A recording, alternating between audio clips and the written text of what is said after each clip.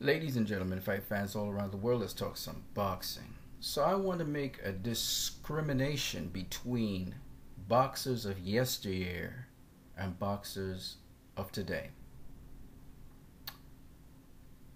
In times past, boxers used to fight much more regularly. Yes, there were schools of boxing and so forth, but the practice of boxing was predicated upon practice. So fighters would fight every week. Some fighters fought every 3-4 days. Some fighters fought every month. But the thing about it was that these fighters fought opponents of all different kinds of levels. So one week you may fight someone who has lost all their fights, and the next week you're fighting someone who's a veteran of 100 fights, who has had some losses, but you've had more wins than losses. So it was a sort of on-the-job training, on-the-job learning. And then finally, by random occurrence almost, guys would fight for a championship. Okay? Now, boxing began to evolve. And yes, the science of boxing has been around for a while, but it has improved and become more scientific in some ways, and in other ways, some things have been lost from the sport of boxing. Now, take for instance the gloves. If a modern day fighter wore the gloves of yesteryear, just imagine how many people would die in the ring, because fighters today punch a lot harder and with a lot more force because they're using a scientific methods to box now.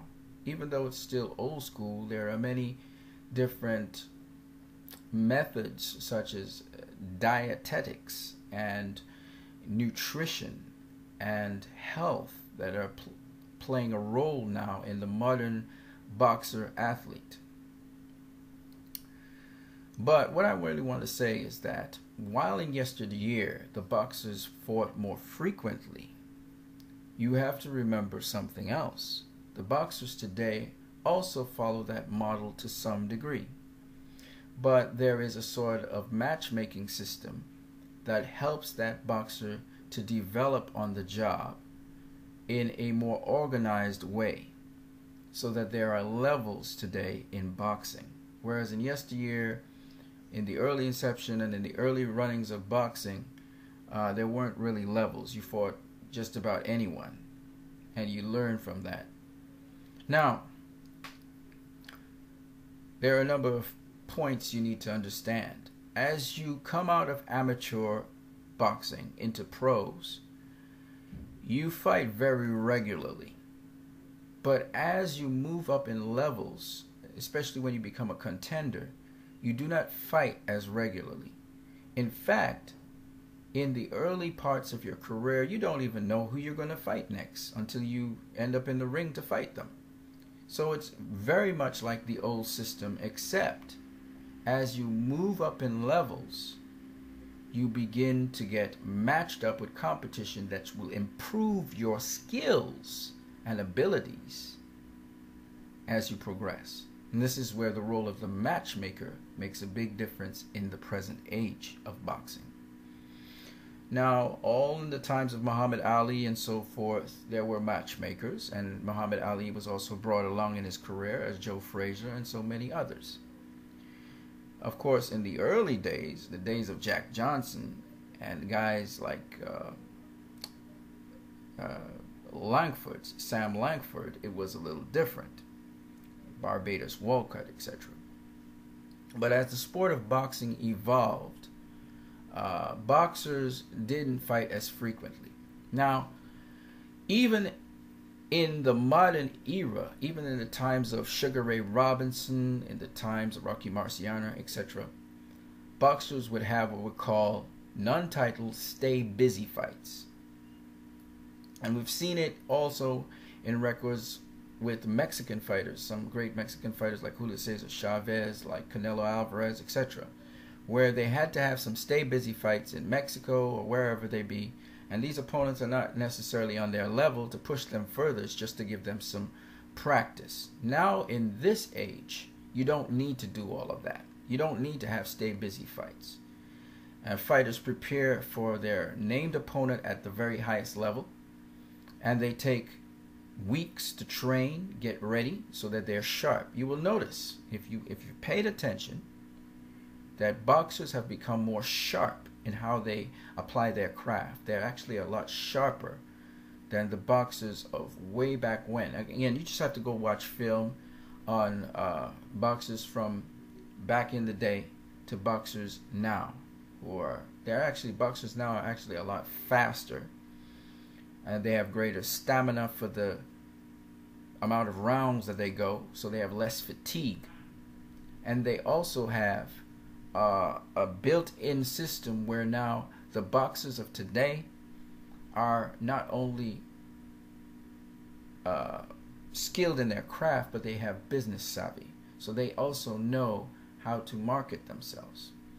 But having said that, this era, or today versus yesteryear, there are some also setbacks, because boxers today have become so commercialized, some of them, that they're not actually fighting level of opposition where they're actually pushed to the next level. And some of these boxers we're talking about are like, a good example is Leo Santa Cruz right now. He's fighting boxers which are stay busy fights, and he's not really stepping up his level so that he can actually improve as a boxer.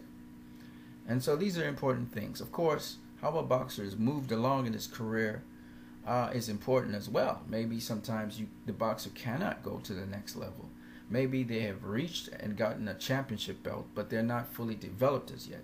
So all of these things must be taken into consideration. But yet, I must say, if you're not on championship level, you can't defend your title against #1 ranked opponents, then you need to abdicate your belt and go through the process of re-obtaining championship level. It's not good to skip levels unless your skill level is such that you're able to skip. It's like skipping grades in school. You don't just skip grades in school unless you've really outshone a certain level, and therefore you skip. Same thing with weight classes. You don't just skip weight classes. But if you're really, really good at a particular weight class and there's no competition for you, then it's sensible to move up in weight class, or even sometimes skip some weight classes. So I just wanted to discuss the difference between yesteryear and the present time. One, we're talking about stay busy fights, or regularity of fights. We're talking about frequency versus quality. Then we talked about the fitness of the athletes and the improvement, the sharpness in how they do things, because they have more time to prepare at the highest levels. And then we lastly talk about the commercial aspects of boxing and how it may actually adversely affect people moving up in levels where they're supposed to move up in levels. So I hope that this covered some bits and pieces of yesteryear versus today. You guys have a great one.